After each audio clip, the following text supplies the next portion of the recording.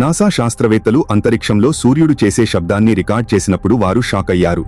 అది మన ఓంకార నాదంతో సరిగ్గా సరిపోయింది. వేల ఏళ్ల క్రితమే మన ఋషులు కళ్ళు మూసుకుని ఈ విశ్వం మొత్తం ఓం అనే శబ్దంతో నిండి ఉందని చెప్పారు. ఇది కేవలం భక్తి కాదు, ఇది ప్యూర్ సైన్స్. ఆశ్చర్యకరమైన విషయమేమిటంటే సూర్యుడి నుండి వచ్చే పౌనఃపున్యం మరియు మన నాభి నుండి వచ్చే ఓంకారనాదం ఒకటే. సైన్స్ ప్రకారం మన శరీరంలోని ప్రతి కణం, ప్రతి DNA ఒక నిర్దిష్టమైన శబ్దంతో ప్రకంపిస్తుంది. ఆ శబ్దమే ఓం.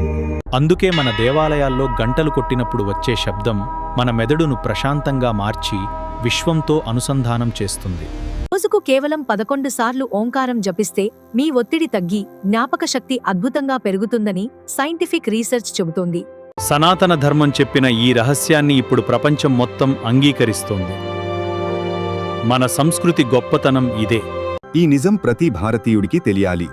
వెంటనే ఈ వీడియోను షేర్ చేసి కామెంట్స్లో ఓం నమః శివాయ అని టైప్ చేయండి.